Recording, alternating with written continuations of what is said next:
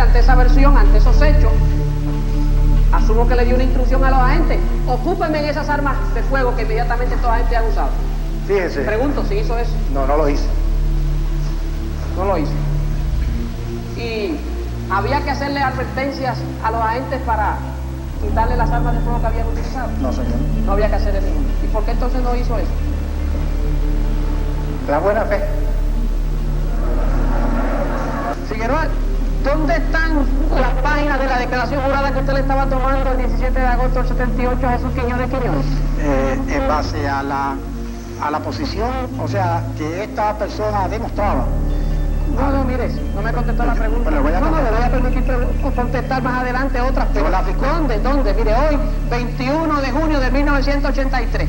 ¿Dónde están las páginas de la declaración jurada que usted le estaba tomando el 17 de agosto de 1978, en horas de la tarde en su oficina, a Jesús Quiñones? Aquel día yo las destruí. ¿Perdón? Las destruí. La destruyó. Son cinco políticos con premeditación, con alevosía, preparado, organizado para hacer un montaje de tipo político partidista. Están usando fondos del pueblo de Puerto Rico de una forma que nunca se había visto, desperdiciándose fondos en algo que ha sido realmente investigado una vez. En ningún momento el secretario de Justicia Jiménez Muñoz le dice a usted, a GEPIP, e incluimos a Yerbolini, que consigan el fiscal Villanueva para discutir esas interrogantes, esas observaciones, esas contradicciones que usted encontraba en el informe. En ningún momento. Las observaciones las discutimos con el licenciado Jiménez Muñoz en una mañana. En una mañana. En cualquier caso habrá alguna cosita que otra. No hay ningún caso donde 100% de los hechos y 100% de la situación sea perfecto. Siempre hay alguna cosita que se puede señalar, pero cuando usted mira esa cosita y la gente la suma, pues no hay justificación para tomar ninguna acción y hacer ninguna investigación adicional. Mira, administrativamente hablando, nadie se puede sacudir. Ya hay que aceptar la responsabilidad administrativa por las cosas buenas y cosas malas de la policía. Señor González Malavé, ¿ha escuchado usted, porque usted ha dado una definición de terrorismo, de una de las definiciones de lo que es terrorismo, según usted lo entiende? ¿Ha escuchado usted alguna vez de lo que se conoce por ahí del terrorismo de derecha? Sí, señor.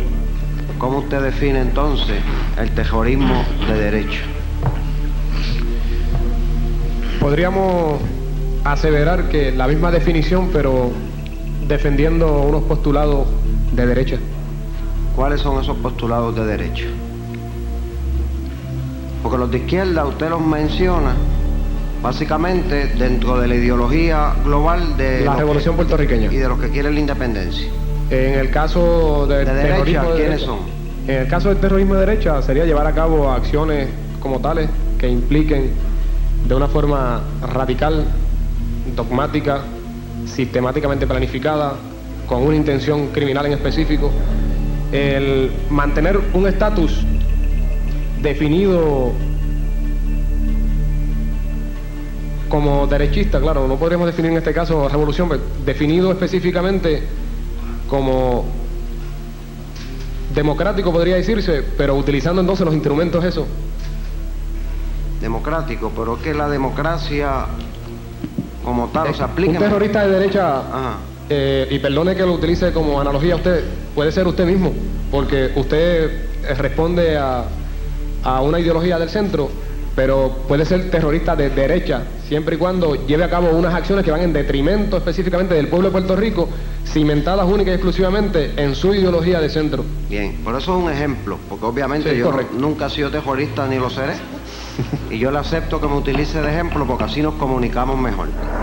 Esas instrucciones que el señor Pérez Castilla, usted señala que le da a usted, que no sabe si lo ha oído o no de las otras personas que estaban ahí, ¿en qué consistieron esas instrucciones? Él indicó que se esperaba en el área de Todo Negro un acto terrorista,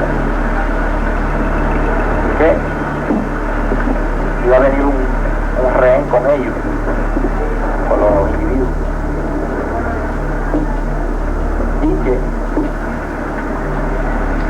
esos muchachos no podían o no debían bajar vivos.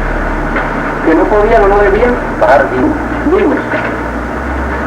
Cuando usted le tiró a Carlos Soto Arribí, dígame, usted en su mente tiró con la intención de matarlo.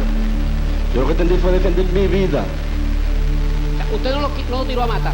Señor, si yo lo que entendí fue defender mi vida. Sí, pero esa no es la pregunta. Si la pregunta que yo le hago es si cuando usted le tiró al blanco, que era Carlos Soto Arribí, usted tiró en su mente con la intención de herirlo, de matarlo. En la vida, si el único que quita la vida es Dios. Mire, lo que le quiero decir es que estas personas que yo he mencionado aquí pertenecen a la Policía de Puerto Rico. Y si hay una división honesta, es esa división. Se ha hablado mucho de los agentes de policía, pero son agentes íntegros, son individuos padres de familia, son individuos que son mis hermanos. Por eso no ha sido fácil. Pero las cosas tienen que pasar como son. Entiendo la situación por la cual usted se encuentra, pero entienda también la posición de esta comisión y de la unidad investigativa que están esclareciendo estos hechos. ¿Usted está de acuerdo conmigo en que a estos dos jóvenes le dieron muerte de forma ilegal? ¿Estamos de acuerdo en eso? O sea, que no había necesidad de haberlos matado. Eso es así. Bien. Una y otra vez esa investigación ha resultado, han demostrado que lo que ocurrió allí, precisamente se fue un atentado a volar unas torres y hubo un tiroteo y murieron unas personas.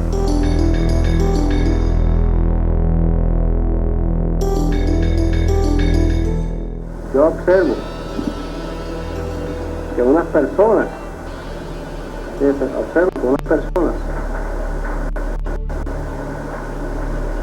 que están en esta situación crítica como yo, pues solicitan inmunidad.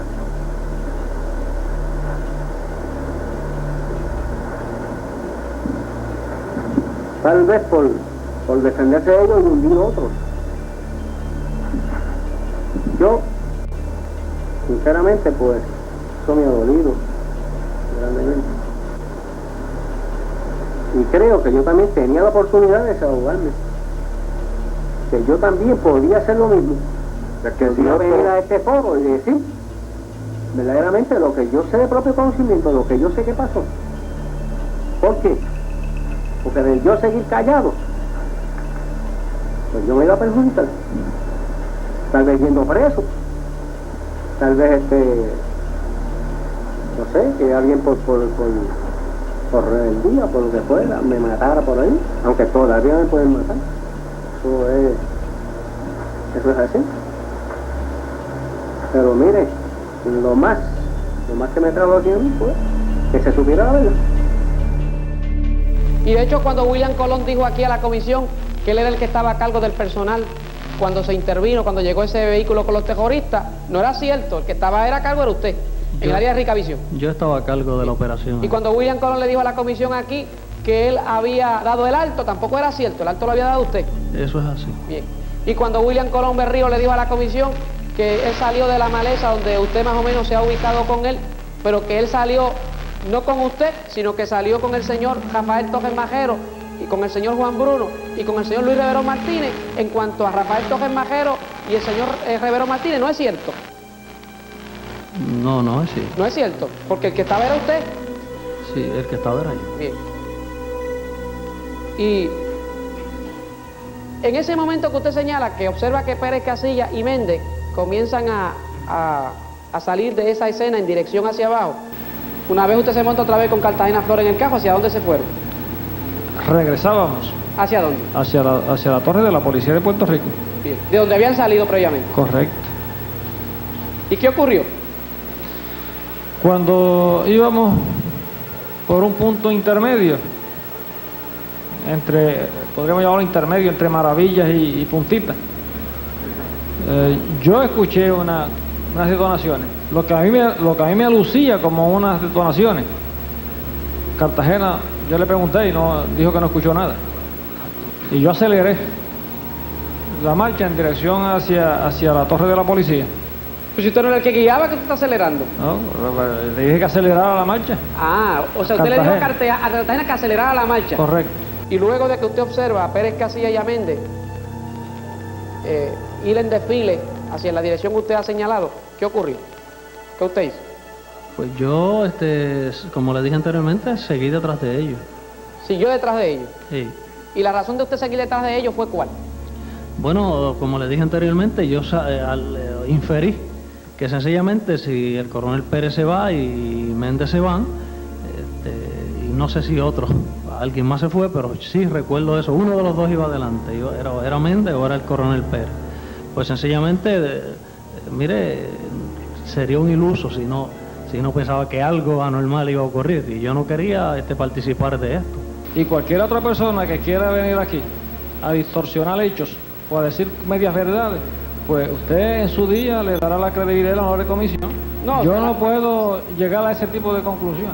No hay problema, testigo. El tribunal es el que la va a adjudicar en su día. Mire, lo que yo le pregunto a usted es si usted, mire, después del 25 de julio del 78, reunió al personal de la Oficina de Inteligencia y le dijo al personal, sencillamente yo fui el que llevé a Julio Ortiz Molina allá, para usted salirse de la escena donde estaba ocurriendo, mire, la muerte de Carlos Soto Arribí y Arnaldo Darío Rosado. Si eso fue así. Eso es falso. Eso es falso. Que usted le dijo a Miguel Cartagena Flores, antes de que le diera la declaración al fiscal en agosto del 78, que dijera que usted era el que había llevado a don Julio Ortiz Molina y no él, para evitar tener que establecerse que cuando Miguel Cartagena Flores salió de la escena a llevar a don Julio Ortiz Molina era porque estaba vivo Carlos Soto Arribí y Arnaldo Darío Rosado y no se necesitaba nada el carro que llevó a don Julio Ortiz Molina para llevar a Jayuya a Carlos Soto Arribí. ¿Cuál es la contestación? La contestación... ¿Qué es falso también eso? Eso es falso. Pues eso, es falso. Testigo. Y mire a ver si usted, cuando escuchó los disparos en el área del Cejo Maravilla, fue cuando usted estaba con el grupo en la Torre de la Policía. Y que usted no vio ningún cajo granada venir con las luces encendidas con Jaime Quiles, sino que Jaime Quiles salió con Alejandro González Malavé de aquí del área del Cejo Maravilla de la facilidad de Ricavisión cuando todavía usted estaba allí presente y usted vio cuando sacaron a Alejandro González Malavé. Eso no es correcto. Eso no es correcto. Diga si o no es cierto que usted le dijo a Miguel Cartagena Flores que declarara ante los fiscales que cuando ustedes iban de puntita hacia la Torre de la Policía fue que oyeron unos alegados disparos para usted no ubicarse en la Torre de la Policía donde usted estaba cuando oyeron los disparos. Si eso fue así, usted instruyó a Cartagena Flores que dijera eso. Eso es falso y difamatorio. Y difamatorio. Yo le hago las preguntas, usted las contesta. Cuando usted sale del área de Ricavisión, que es montado en el vehículo de motor que usted ha señalado anteriormente, usted, ¿dónde dejó a los jóvenes que usted había visto que le habían agredido y le estaban agrediendo? Al frente del carro. Al frente. Sí, señor. ¿Y en qué circunstancias los dejó? ¿Estaban muertos? ¿Estaban vivos? ¿En qué circunstancias? Yo creo que para mí, pues, estaban vivos porque en esos mismos momentos yo oí la voz que pidieron auxilio para mí o clemencia, como se pueda llamar, y en un momento para mí meten el carro, después yo no sé, nada más del origen de... ¿Y la voz que usted dice que viene en esa área que le señala a los agentes que usted no tenía que ver nada con eso, que piden clemencia para usted, ¿dónde venía esa voz? Esa voz venía de frente del carro donde estaba... ¿Dónde estaban esos dos jóvenes tirados? Sí, señor. Pues yo le pregunto que si se habló de ese tema allí, de que no se dejaran a estos jóvenes llevar a cabo esa actividad y de que se llevara a cabo un arresto antes de esa fecha. Si se habló de eso. No, ¿Se habló o no se habló? No, señor. No se habló. ¿Se habló de la palabra arresto allí? No, señor. ¿Qué se habló allí que se iba a hacer con estas personas entonces? Por eso digo, la respuesta cuando se le lleva el plan a don Roberto Torres González, me acuerdo que me contestó con una pregunta: ¿qué planes tiene para llevar a cabo el servicio allá arriba en el área de Toro Negro? Y se le explicó brevemente, ya se han tomado una fotografía, estamos en gestiones de ir el día 23 a la zona. verificar para continuar elaborando los planes que vamos a realizar en el sitio. Me autorizó a que continuara hacia adelante con los planes y me dijo, no se puede permitir que eso ocurra. Implícitamente me dijo que había que arrestarlo.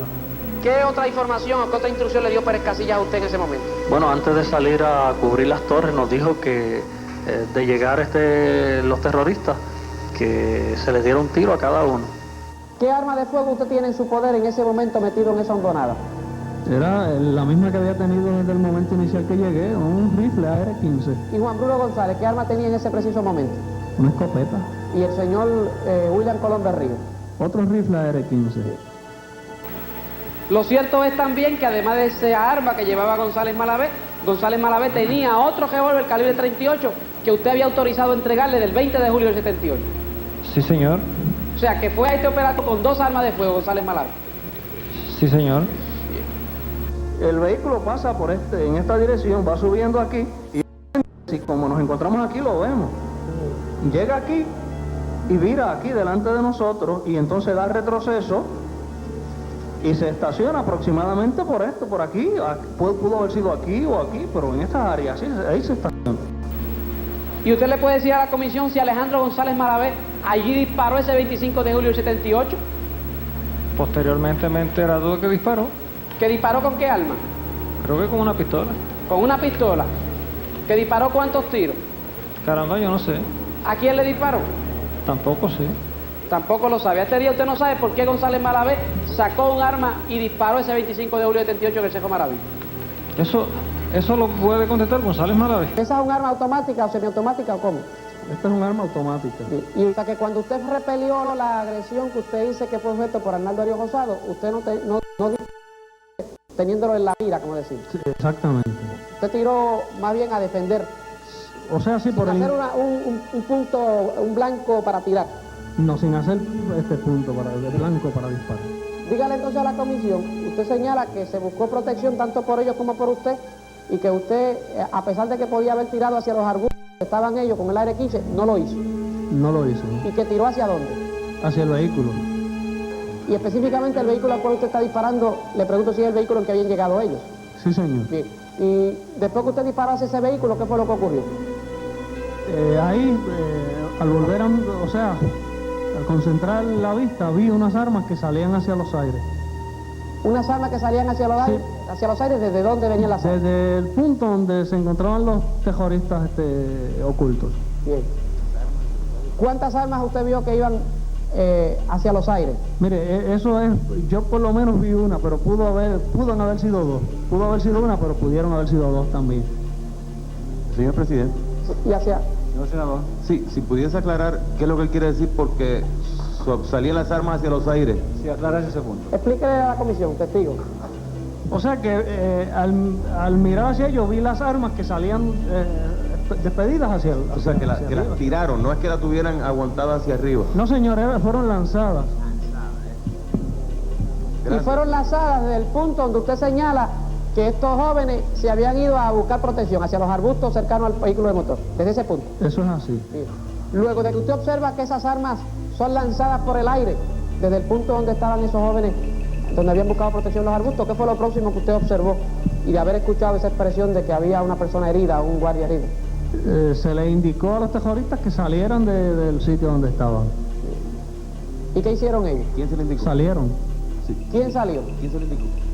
Salió Arnaldo Darío Rosado y salió la otra persona. El que resultó ser Carlos Soto Arribín. Eso es así. Bien. Y usted le dice a la comisión que después de haberle dado instrucciones a esos jóvenes que salieran del punto donde estaban ellos, después de haber lanzado las armas, ellos los dos salieron. Eso es así. ¿Y cómo salieron ellos? Descríbame cómo salieron. Salieron caminando. Caminando. ¿Los dos caminaban? Sí, señor. Cuando usted dice que habían dos con las rodillas en el terreno, ¿usted me puede explicar, o sea, cómo fue que usted lo vio específicamente? ¿Qué es lo que usted quiere decir con las rodillas en el terreno? O sea, no estaban en forma vertical, no estaban de pie. No estaban de pie. ¿No sería molestia para usted explicarle a esta comisión cuál es el mejor recuerdo que usted tiene, la posición en que usted le vio, que pueda, si no le es molestia, demostrárselo a la comisión? A ver si la espalda me permite, porque tengo dos zapatos.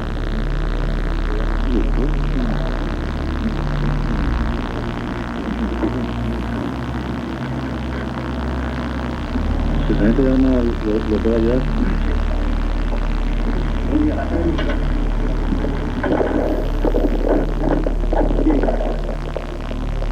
Cuando usted señala, perdóneme, cuando usted señala a la comisión, se va a levantar inmediatamente. Permítame, sargento de armas, que pueda. Sí, esa es la posición a que usted se ha referido.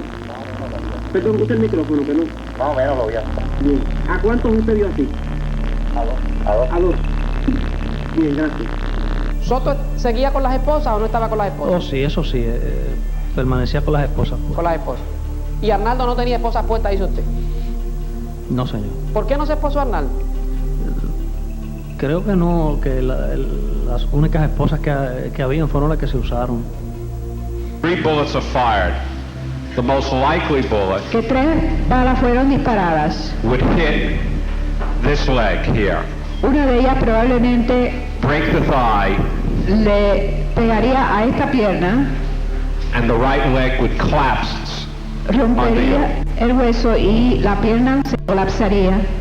Your left leg automatically La izquierda se eleva automáticamente and a bullet that entered the left leg ranged upward y la bala que penetró la rodilla izquierda caminó hacia arriba this way. de esta forma. And if you had your arm in front like Y this si hubiese tenido el brazo al frente de esta forma and falling backwards, y which I cayéndose am, hacia atrás, and the bullet then went through the la bala arm hubiera here, would hit the penetrado right chest. el brazo y hubiera entrado al pecho derecho. You could have the same way here, Lo mismo aquí, with the bullet hitting here and then here, una bala dándole aquí primero y después aquí. but then still again going backwards like that. Aún así seguiría moviéndose hacia atrás de esta forma. En esa explicación, el señor Soto caería más o menos de espalda. In that explanation, then Mr. Soto would have fallen backwards. Yes, sir. Yes. Gracias. Sí. El licenciado Carlos Romero Barceló es el gobernador del Estado Libre Asociado de Puerto Rico desde el año 1977. Como gobernador es comandante en jefe de la Policía de Puerto Rico y su primer deber bajo la Constitución de Puerto Rico es cumplir y hacer cumplir las leyes. El 25 de julio del 1978, mientras se encontraba en los actos de conmemoración que se celebraban ese día, fue informado de los sucesos del Cerro Maravilla inmediatamente. En unas expresiones que ofreció en dichos actos, endosó la acción policíaca y proclamó héroes a los policías que habían participado en dicho operativo. El licenciado Roberto Torres González, abogado de profesión y exfiscal seleccionado por el gobernador Carlos Romero Barceló para la superintendencia de la policía. Ocupó el cargo desde el 1977 hasta finales de 1978. Así pues, el 25 de julio del 78, Roberto Torres González era la autoridad máxima de la Policía de Puerto Rico y respondía exclusivamente al gobernador Carlos Romero Barceló. Desiderio Cartagena Ortiz. El 25 de julio del 1978 ocupaba el puesto de superintendente auxiliar de servicios de campo, por lo que tenía a su cargo la supervisión directa de la Oficina de Inteligencia y a su vez le respondía directamente al entonces superintendente Roberto Torres González. El 21 de julio se reunió con Ángel Luis Pérez Casillas y Roberto Torres González en la oficina de este para discutir asuntos relacionados con el operativo del Cerro Maravilla. Ángel Luis Pérez Casillas, para el año 1977 fue nombrado por el superintendente Roberto Torres González a dirigir la Oficina de Inteligencia de la Policía, luego de haber sido recomendado a esa posición por el superintendente auxiliar de servicios de campo, señor Desiderio Cartagena Ortiz. Respondía directamente al señor Cartagena Ortiz y ostentaba el rango de comandante. Jaime Quiles inició con Ángel Luis Pérez Casillas la planificación del operativo que se efectuaría el 25 de julio en el Cerro Maravilla. Teniente Antonio Méndez, desde el 1975 hasta el año 1979 fue director de la sección de investigaciones especiales de la Oficina de Inteligencia. Durante 5 años, Méndez Rivera ha participado activamente en el encubrimiento de los hechos ocurridos en el Cerro Maravilla. Nelson González Pérez, el 25 de julio del 1978 trabajaba en la Oficina de Inteligencia adscrito a la sección de investigaciones especiales con rango de sargento. En 1978, Nelson González relató a José Manuel Montañez que había sido él quien ordenó a los agentes que dispararan contra Arnaldo Darío Rosado y Carlos Soto Arribí. Rafael Torres Marrero ingresó a la policía en el año 1974. Originalmente no había aprobado la evaluación psicológica para ingresar a dicho cuerpo. En julio del 1978 trabajaba en la oficina de inteligencia asignado a la unidad de investigaciones. William Colón Berríos. En julio del 1978 trabajaba en la unidad de investigaciones de la oficina de inteligencia. Fue subcampeón de tiro al blanco, entrenador de las Boinas Verdes. José Ríos Polanco. En julio del 1978 estaba destacado en la unidad de arrestos especiales bajo la supervisión directa del teniente Julio César Andrades. En 2 ocasiones en la tarde del 25 de julio, Ríos Polanco amenazó al señor Marte indicándole que si decía la verdad, su vida estaría en peligro. Juan Bruno González. Para el año 1978 estaba adscrito a la unidad de servicios especiales de la Oficina de Inteligencia. Su función primordial era, según su propia declaración, investigar individuos terroristas. Había recibido entrenamiento especial para intervenir en motines, huelgas y en casos de personas armadas. Eugene Ríos Santiago. Desde el 24 de julio del 1978 estuvo vigilando en el área de las torres de comunicación del Cerro Puntita en Toro Negro. Fue el primer agente que identificó positivamente al sargento Nelson González Pérez como uno de los agentes que estuvo en Toro Negro el 25 de julio del 1978. Nazario Mateo Espada. En julio del 1978 llevaba 19 años en la policía de Puerto Rico. Trabajaba en ese momento en la oficina de inteligencia de Ponce. Ante esta comisión se reiteró en tener conocimiento de que Cartagena Flores fue quien llevó a don Julio Ortiz Molina de la torre de Ericavisión a la torre de la policía antes de que transportara el cuerpo de Carlos Soto Arribí al hospital de Jayuya. Esto último fue un dato muy importante para el resultado de la investigación. Luis Reverón Martínez. Para el mes de julio del año 1978 pertenecía a la unidad de arrestos especiales que dirigía Julio César Andrade Cepeda, la cual estaba adscrita al negociado de investigaciones criminales de la Policía de Puerto Rico. Desde el 24 de julio del 1978 era parte del personal ubicado en el Cerro Maravilla como parte del operativo desplegado allí por la policía. Ante la Comisión de los Jurídicos se le identifica como la persona que, haciendo uso de una escopeta con el cañón recortado, le dio muerte de forma ilegal al joven Arnaldo Darío Rosado mientras éste estaba de rodillas y pidiendo clemencia. Rafael Moreno Morales. Para julio del año 1978 era investigador de la Oficina de Inteligencia. Su jefe inmediato lo era Nelson González Pérez. Participó en la conspiración y actos de encubrimiento de dicho crimen. La prueba lo señala presente y autor directo de la muerte de Carlos Soto Arribí. Luis Castro. Como agente del negociado de investigación criminal de la policía, participó como fotógrafo en la investigación que se llevó a cabo el 25 de julio junto al fiscal Nigaglioni. Félix Santiago. Agente del negociado de investigación criminal de la Policía de Puerto Rico. El 25 de julio del 78 fue a investigar junto al fiscal Nigaglioni los sucesos del Cerro Maravilla. Ese día recibió información de Julio Ortiz Molina sobre las agresiones que recibió de parte de la policía. Ángel Luis Candelas. Para julio del 1978 prestaba servicios en la unidad aérea de la policía como piloto de aviones y helicópteros adscrito a la División de Operaciones de Campo. El 25 de julio del 1978 se le instruyó que transportara personal de la Oficina de Inteligencia al aeropuerto Mercedita de Ponce. Jesús Quiñones Quiñones, policía uniformado adscrito al cuartel de Villalba, que prestaba vigilancia preventiva el 25 de julio del 78 en la torre de la policía del Cerro Maravilla. Fue el único policía que desde que se practicó la primera investigación por el Departamento de Justicia declaró haber escuchado 2 ráfagas de disparo en el Cerro Maravilla y haber recibido información de don Julio Ortiz Molina de que Carlos Soto Arribí y Arnaldo Darío Rosado estaban vivos y fueron pateados por la policía. La primera declaración de su testimonio, prestado el 17 de agosto del 1978 ante el fiscal Figueroa Vivas, fue destruida por este fiscal luego de negarse, conjuntamente con el fiscal Colton, a aceptar el contenido de la misma. Daisy Torres, mujer policía que prestaba servicios como retén en el cuartel de Villalba el 25 de julio del 1978. Luego de haber ocurrido las muertes de Carlos Soto Arribí y Arnaldo Darío Rosado, declara haber escuchado a través del sistema de radiocomunicación en el cuartel de que se avisara al superintendente de la policía que la misión fue cumplida. Carlos Santiago Borrero. Para el 25 de julio del año 1978 trabajaba en la Oficina de Inteligencia de Ponce como policía. En la mañana del día 25 recibió órdenes de presentarse en el aeropuerto Mercedita, lo cual hizo junto al sargento Nazario Mateo Espada. Miguel Cartagena Flores. Ha trabajado en la Policía de Puerto Rico por espacio de 13 años. En el mes de julio del 78 estuvo prestando servicio en la Oficina de Inteligencia de Ponce.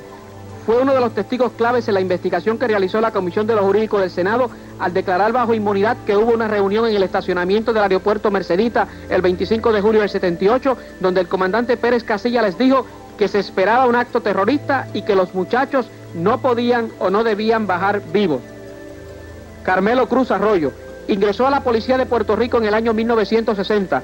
Desde el año 69 trabajó adscrito a la Oficina de Inteligencia en la sección de Confidentes. En julio del 78, su jefe inmediato era el teniente Jaime Quiles Hernández. En el año 1973 reclutó como informante a Alejandro González Malavé, estudiante de la Escuela Superior Gabriela Mistral. Fue el principal contacto entre González Malavé y la Oficina de Inteligencia de la Policía de Puerto Rico. Por esta razón, tuvo conocimiento e información precisa de todos los actos ilegales ejecutados por el joven en el desempeño de sus funciones como agente encubierto durante todos esos años.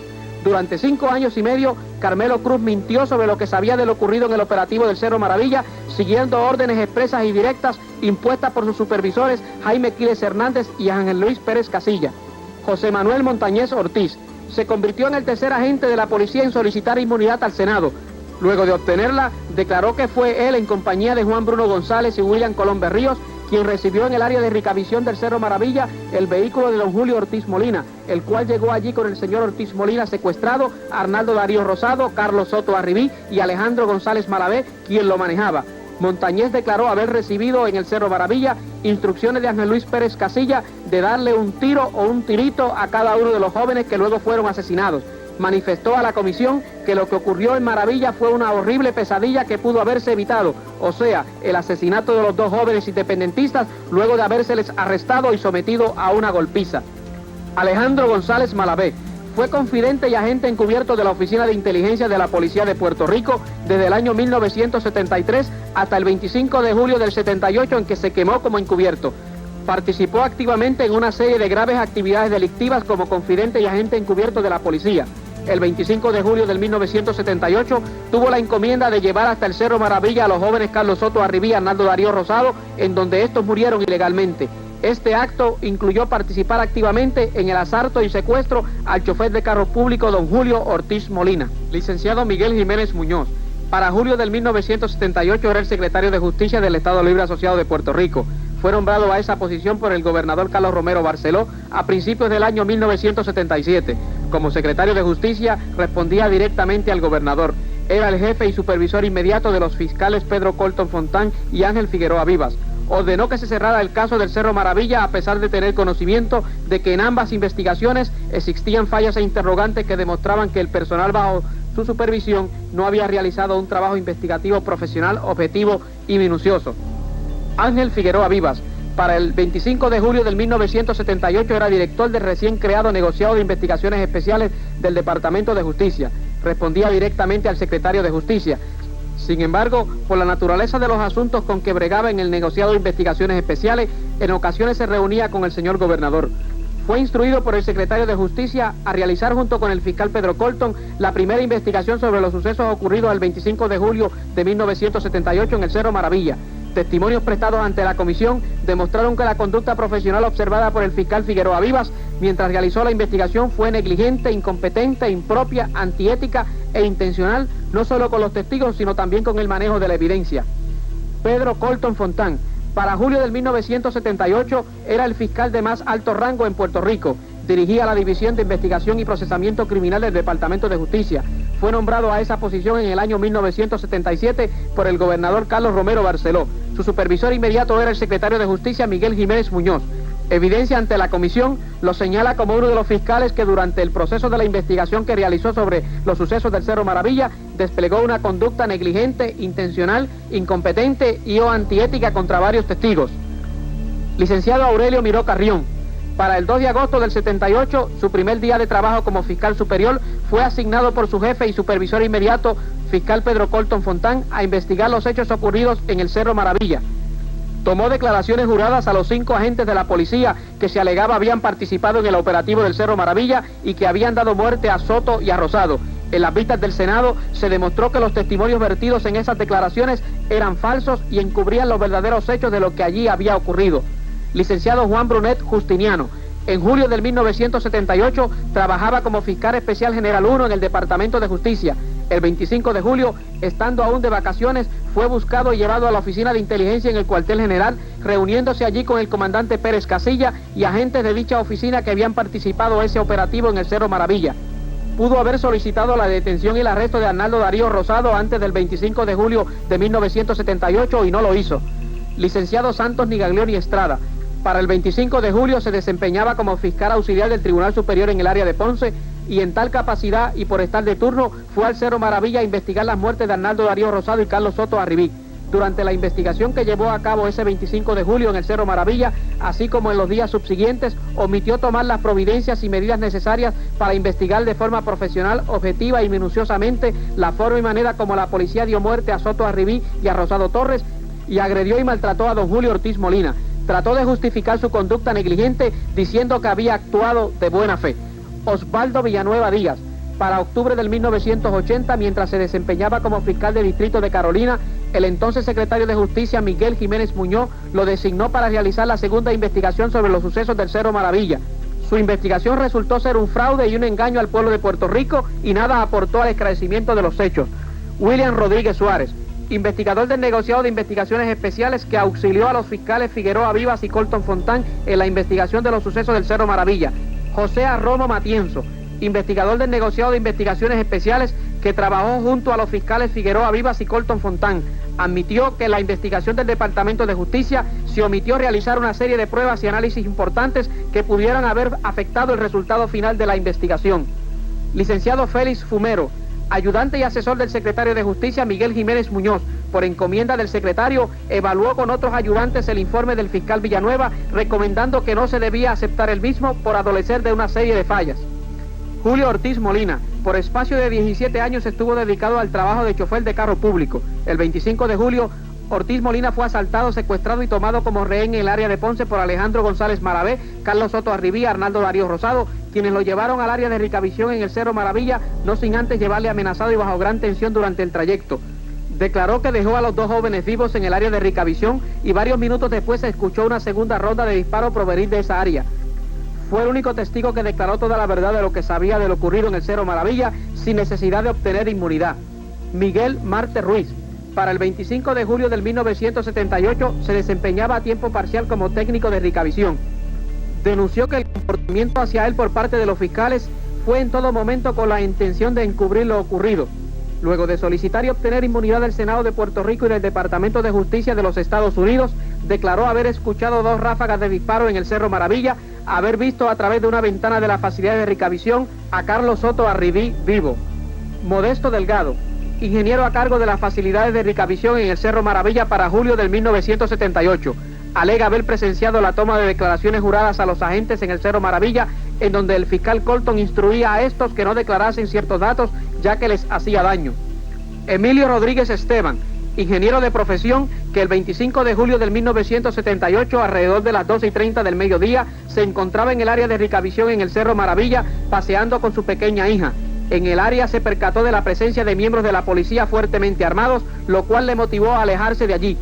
Su testimonio fue importante al corroborar que Ortiz Molina había declarado la verdad. Carlos Soto Arribí. Este joven era menor de edad cuando ocurrieron los hechos en el Cerro Maravilla en que perdió la vida. El 25 de julio del 78 apenas contaba con 18 años de edad y cursaba su 3er año de escuela superior. Carlos Soto fue uno de los 2 objetivos específicos seleccionados por la Oficina de Inteligencia de la Policía de Puerto Rico para el acto que se planificó llevar a cabo en el Cerro Maravilla. Una vez fue llevado allí por el agente encubierto, recibió una golpiza y la muerte ilegal por parte de los agentes de la policía que allí lo esperaban. Arnaldo Darío Rosado. El 25 de julio del 1978, el joven independentista contaba con 24 años de edad. Estaba casado y tenía un hijo. Siempre se identificó como independentista activo y fue miembro de diversas agrupaciones de izquierda. Desde muy joven, la Policía de Puerto Rico siguió la trayectoria de sus actividades políticas. En sus archivos, la Oficina de Inteligencia tenía cientos de informes donde se le identificaba por estas actividades. Sin embargo, ni uno solo de esos informes lo señalaba en relación con actos de sabotaje o manejo de artefactos explosivos. Entre estos informes, había algunos que lo señalaban como una persona con problemas mentales y emocionales. El 25 de julio del 78 fue muerto ilegalmente por miembros de la policía luego de arrestarle y darle una golpiza. Estos son los protagonistas de los sucesos del Cerro Maravilla.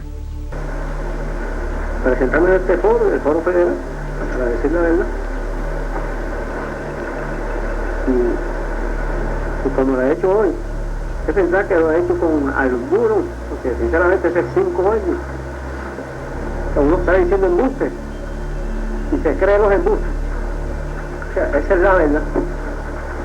Uno está ensayando una cuestión embuste, tanto tiempo, llega el momento que se cree que lo que está diciendo es verdad.